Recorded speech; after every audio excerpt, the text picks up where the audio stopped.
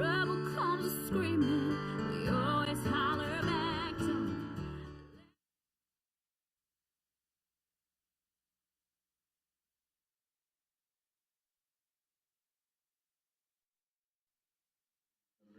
That addressed our federal officials in the legislature, executive, and judicial branches do not follow the Constitution currently.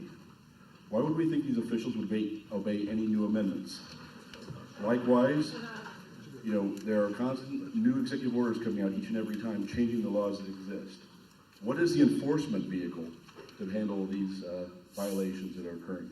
Caltrans, their rulings. So what you do is you redefine those areas, particularly the taxing authority, where and define it in such a way that there can be, and you put it in an ironclad fence around it and say what it is and what it isn't. That's one thing right there. So there can be no question, and in a challenge to the courts, they're going to have their hands tied. I mean, if they choose and refuse to follow the United States Constitution as it is amended and clarified, that will become a problem for our country. I don't expect that to happen, but it comes down to the Supreme Court, and it's having their feet nailed to the floor on it. The second part, you were asking about regulations and how do you control that.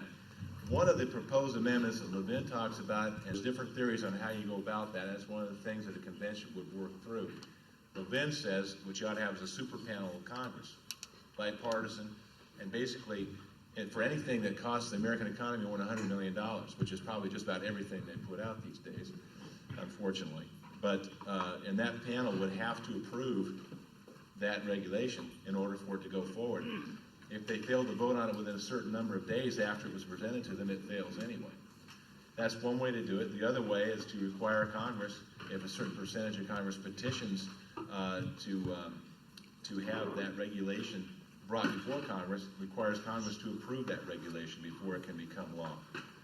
There are going to be different variations on that theme, but it is a very important one, and I think relevant, and it is being discussed, because as we can see right now, just in Indiana, the EPA's mandate is going out against coal. I mean, I think we're all probably for a clean environment here. I certainly am. But Indiana is powered, 88% of its energy comes from coal. And the blind attempt by the Obama administration to stamp out anything carbon-based that is an energy source, particularly coal, is ill-advised since we are cleaning up our environment dramatically just compared to 10 years ago. We've come up with clean coal technology that allows us to turn coal into natural gas. There are tremendous things happening. And look at the way the world's morphed. I mean, I don't have to tell you how long ago was it we didn't have these things, right? Now we're going to have a wristwatch with this, just like Dick Tracy, the day is coming the next year. It's amazing. Think about how much is changing. Don't tell me we can't figure out our problems in a balanced and thoughtful way with energy. I mean, there's all kinds of things going on, but you can't have this mindless approach the Obama administration is doing right now, which is going to have horrible impacts on the Indiana and Midwestern economy and other states as well. And a control of that by an amendment in the Constitution would stop it in its tracks, I do believe. That's a critical thing for the future of this country. A real control on executive power, which right now is beyond anything anyone ever dreamed. Certainly the founding fathers would recognize it. We have a standing call for a constitutional convention. Can all these be folded into your current discussion, needing only 5 more? And what is meant by a standing call for a constitutional convention? Been requested, because if they've requested specific amendments, that would depend on how it's worded. I know that we'll take a look at everything that's out there right now. I can tell you, for instance, that the balanced budget amendment is not a state-driven process. It's the traditional process to balance the budget, and that has a lot of states already on board. That's a very worthwhile effort, and one that is going to be explored as well in a parallel way with an Article 5 state-driven convention. But whether or not there are requests out there that dovetail with what we're trying to do, we'll turn over every stone to find out. I'm not sure if they match up or not, and that's a good question. I can't answer that right now. But it's just that it's been a long time since some of those requests have been out there. Whether they're still valid or not is a good question. And a scholarly analysis of it, state by state. Which cannot manage to get rid of something as obviously bad as Common Core. Why would you think they would select truly conservative constitutional representatives for an Article 5 convention? In other words, who would they show, to whom will they owe their loyalty to? Common Core this year, when we took a look at it, there's now going to be a proposal out there that's been sent to the Board of Education, the state of Indiana, to go a different direction and have a sovereign set of standards for our schools in Indiana, while shooting to have the best standards in the nation as well. And so right now, the proposal from the legislature, which we'll see how the Board of Education reacts to it, is to go our own way with Hoosier standards. So I guess I'd take issue with the statement that we can't, control Common Core. You have to remember we never had a vote on it. This was never voted on by the legislature. It was a decision by the Board of Education with former Superintendent Bennett and Governor Daniels made a decision to use the Common Core standards, which, they had the support of a lot of Republican governors in the country, trying to upgrade the standards of the kids' education, because the United States is testing miserably compared to the other democratic countries around the world. It's not good. But what I am concerned about with Common Core, I think there's more hoopla about the standards there should be. The thing that scares me is the federal government stepping in and trying to control the standards that we utilize in Indiana, the curriculum that we decide to use in Indiana. That's a state's right. It's the right of Hoosiers to decide that for themselves, and not the federal government. And that's the real danger to me, and why I think we have to have our own sovereign standards in Indiana. But they also need to be the best we can get to. And our kids need to have the best standards in the country. We're shooting for that. And Virginia went its own way and they're considered to have the best standards in America today. Texas did as well. I think Indiana can also. And so that's what we're looking for right now. It is in the hands of the Board of Education, and I am hopeful that very soon they will adopt our proposal. I think I'll add Indiana, but the other states. So the concern is, what possible good can come from Indiana delegates, delegate I believe now, sitting down with progressive delegate from states like Illinois, Massachusetts, and California? What would members of a constitutional convention be willing to give up in the name of a compromise? Well, I think you're going to have the number of states required to pass out a proposal out of the convention overwhelming the voices of California, New York, and Illinois, and Massachusetts, because there's clearly not going to be a lot of agreement for those who believe in larger government, and that in fact we're going in the right direction today. This is going to be driven by dissatisfaction, but it is not Republican versus Democrats. It's states' rights versus the federal government. That's what's really at issue here. And there are thoughtful people out there who are in a different party from me who think that's a very important concept yet today as well.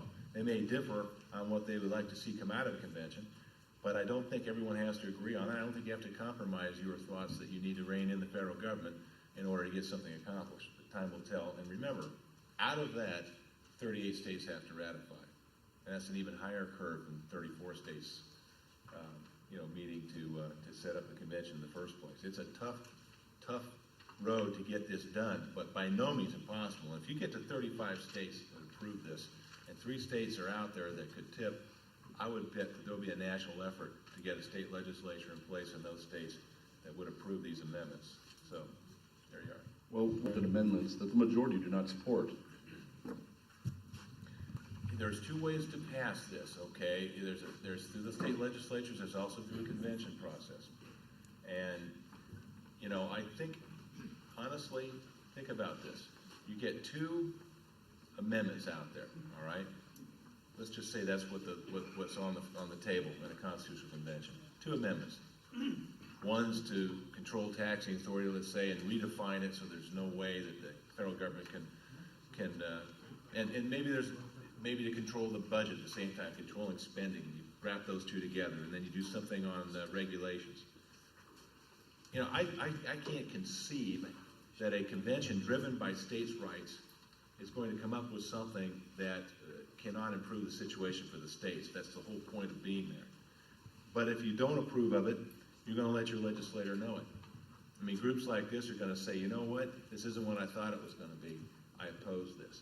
And you're not going to get 38 states approving this. It's going to die on the vine. So whatever comes out of a convention is going to have some general acceptance and support in order to have any chance of flying. And people aren't going to go through this endeavor and spend months of their time trying to put this together wherever this convention meets, Indianapolis, Minneapolis, Chicago, Dallas, D.C., who knows where it will be. But without a work product that comes out that we believe will be meaningful and be a game changer, because that's why you're doing this in the first place. You can what-if yourself to death on this. There's no question. You can chase your tail on this issue and say, but what about this, and what about that, and what about that? And you're right. I cannot give you a perfect answer for everything, and you shouldn't expect me to. No one can. But I have some faith in the American people. I have some faith that this process, thoughtfully put together, can come up with something that can be a game changer. That's why I'm involved in it. So that's the best answer I can give you. The Constitutional Convention in 1787 came into being when the Confederates of States sought to amend the Articles of Confederation. Delegates had specific instructions from their states regarding amendments and procedures for the convention, and ratification had been promised would require unanimous approval of states. The convention threw out those rules in secret and proceeded to renegotiate everything. Only after the convention did state legislatures learn what happened. Why should we have faith in this process or believe that such a scenario would not happen again? Why should we trust the politicians who have hereto been completely untrustworthy to abide by any constitutional rules or procedures, to limit themselves to only do what they have been authorized to do? Sorry that you see the world that darkly. I don't agree with that. I don't think that's historically accurate either. You read enough about this, there'll be a lot of people there'll be some people that say, yeah, they went there to modify the articles. There were no specific constitutional rules. They went in there, okay? They went in there with a far more open agenda than some people suggest they did. And there are an awful lot of scholars who would disagree with that last comment. But let's just say for the moment that they're right, all right? It doesn't really matter. There was no U.S. Constitution in place at that time. So if you're going to say 226 years ago, this happened that way, so that's the way it's always going to be, the founders said, you guys have more common sense than that. We're going to give you the power to do these things. You'll figure out a way to get it done. And by the way, there's a huge number of models out here that we used to figure this out. As far as people not following their constitutional duty, I take an oath to follow the U.S. and state constitution. I take issue with anybody that says I haven't been doing that, and I'm not going to take it personally. I'm just telling you that. Or a guy like Ben Smaltz, who's a stand-up guy. We don't do this to get rich or for great power or to run around and say, hey, look at me. Believe me, that's a waste of time. I'm getting too old for that stuff. I see people that do that, elected officials here and there, but for the most part, these are good people and good public servants. They're trying to do the right thing for our state. And I think we're doing some good things in Indiana, by the way, and I'm proud of it. I really am. But I hope you don't look at everybody who's an elected official and say they're all bought, they're all this, they're all that, and we can't trust any of them, so why should I trust you? In that case, I don't think you can, because you're never going to see the world any place except a very dark place where, nothing good can ever come of it. I beg to differ. I'm an optimist, and I think we can, and that's why I'm doing this. So if I didn't, and I think we owe it to our kids, and our country to try. You've answered it, and you may want to add more to it. This was from an individual whose job is a trader and a risk manager. Their responsibility is to look at the risk and return of all their decisions. Okay. And looking at, there are currently only 26 Republican-controlled state legislatures, and it requires 38 states to ratify any amendment to the Constitution. Is there any reason to believe there's a chance of even having a convention? That there are many calls that have been remained in effect unrescinded since the 1970s and 80s. In the current environment, there's a near zero probability of any Liberty Amendment being ratified by 3/4 states. Yet there is risk of doing such. Given the risk-reward analysis, are you willing to make this gamble? Very gambled. I will grant the person who wrote the question that you may not have 38 state legislatures today that's going to pass this right now, but you got a bunch of them that will, and then you go to work on the rest of them. And that's always been the case in any kind of constitutional amendment in this country. It's hard to do it, and it should be hard to do it. And I like that fact about the Constitution. I don't think it should be easy to amend it. But you have to start somewhere, and you have to start within a constitutionally approved process, which this is. And I think we can get it done. But it won't be tomorrow. It may take a few years, but I think you'll get a lot of states approving something, if it comes out the way we hope it would in this room, to a point where you've got it in your sights. This could get done. You need 6 more states, let's say, or something like that to make this happen. We have legislators from probably 32 states by the time we're said and done coming to this meeting next week. That's something. And some of them are like state Senate presidents like me, or speakers. The Senate president from Ohio is going. There's a real interesting group of people and a lot of interest in this. You can't answer every question, but the goal of this group is not to just run into this blindly, but to try to put a real structure around it so it's been thought through to prevent this runaway convention from happening, to prevent bad things from happening to our Constitution, and have something productive come out of it that's meaningful, that the people of America can feel good about and say, I'm for that. I see that as something that I can support and something that can make a difference in our lives and the lives of our kids. That's the goal. And so I think it can happen. But, it's going to take a little while for those states where we don't have the last 5 states. But do you think that they're, outside of the obvious ones, Illinois and let's say California, New York, Massachusetts, a few of the New England states up there, the rest of them, I think that's fair game. About a state like Minnesota, who's elected Republican Senate and House, and I know they've had Jesse Ventura as their governor, but what the heck, I like a lot of what Jesse Ventura was saying at first anyway. He was blunt, he was fun. But those kinds of states, you can't write them off. People in Minnesota have their own minds about things. They're pretty independent-minded people. And I guarantee you they like states' rights as much as we do. So the author of this question says, I believe in Article 5, Part 2 is the right approach. However, the Eagle Forum and other groups are pushing for nullification as well. That is not a constitutional approach, and I think it will not work. However, in other words, this is what Obama's doing. What is your view on nullification? And I'll add to that another question here, which is, we need a hero, Senator Long. Is nullification mutually exclusive with the Constitutional Convention? An absolute last resort. If all else failed and you were, or for instance, you had an Article 5 convention, you amended the Constitution, and the Supreme Court said, we're not recognizing, or did something inconceivable like that, then I think, you look at nullification, which I look at with a very jaundiced eye and say, well, I don't know. That's, to me, it's something I don't think we should embrace, and here's why. I think it's anarchy, and I'll tell you why I think it's anarchy. It's not that anybody in this place who believes in nullification is a bad person. I'm not saying that.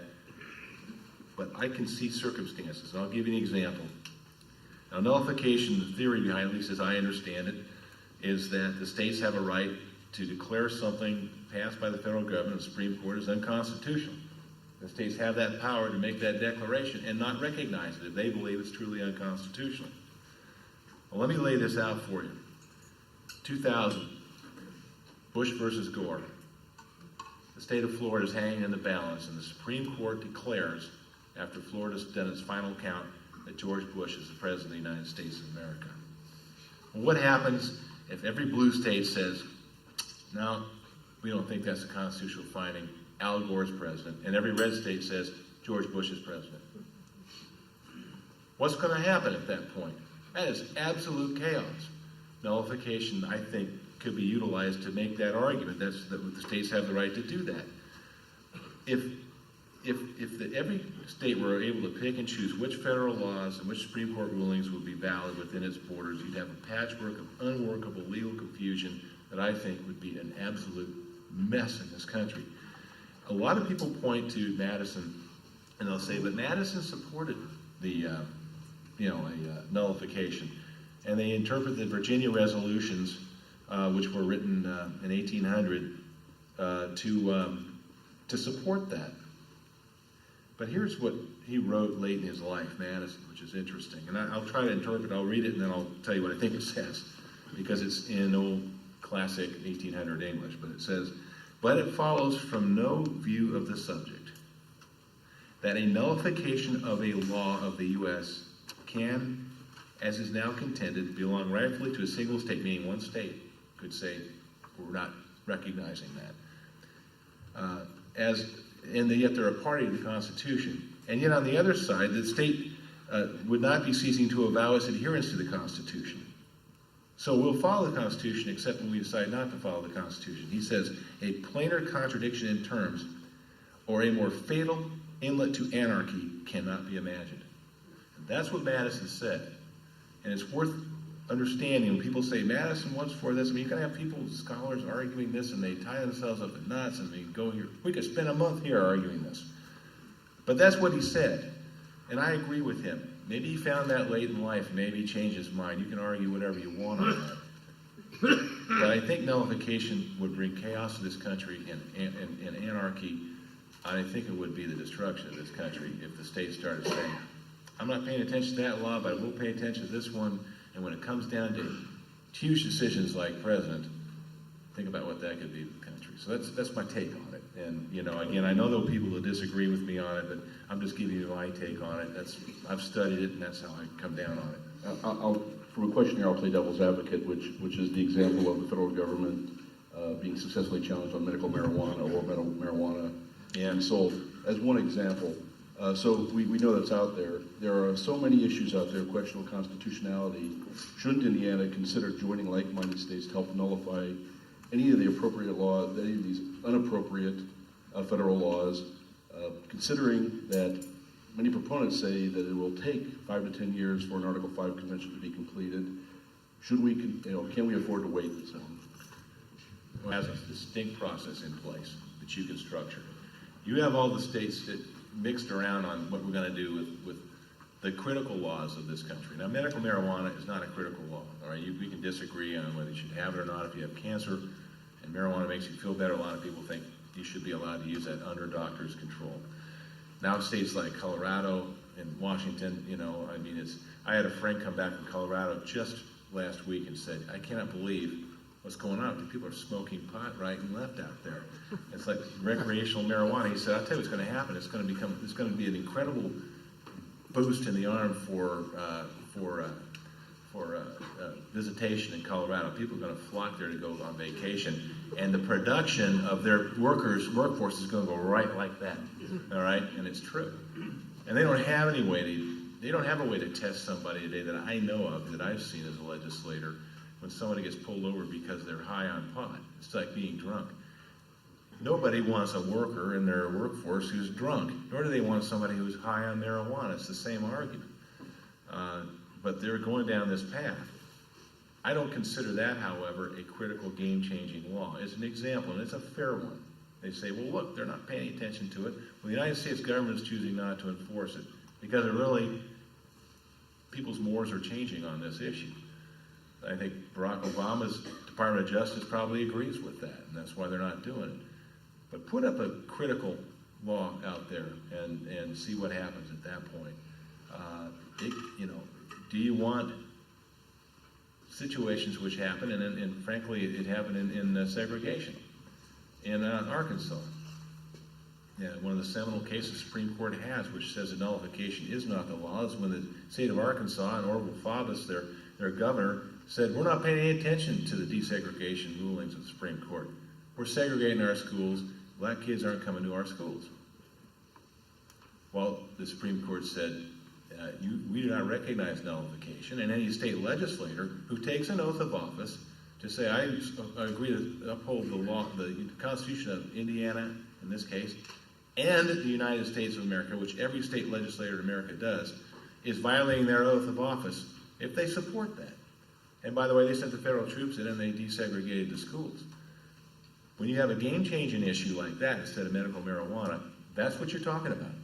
Now, you want to put the Indiana National Guard up against the U.S. troops to stop them from coming in and forcing you to change that law? I mean, you've got to work this out to its end result. Is that what you're talking about? I don't want to see an America like that. I choose the Article 5 process because it's in the Constitution, it's legal, and it's nonviolent, and I think it'll be effective. But yes, it won't happen tomorrow.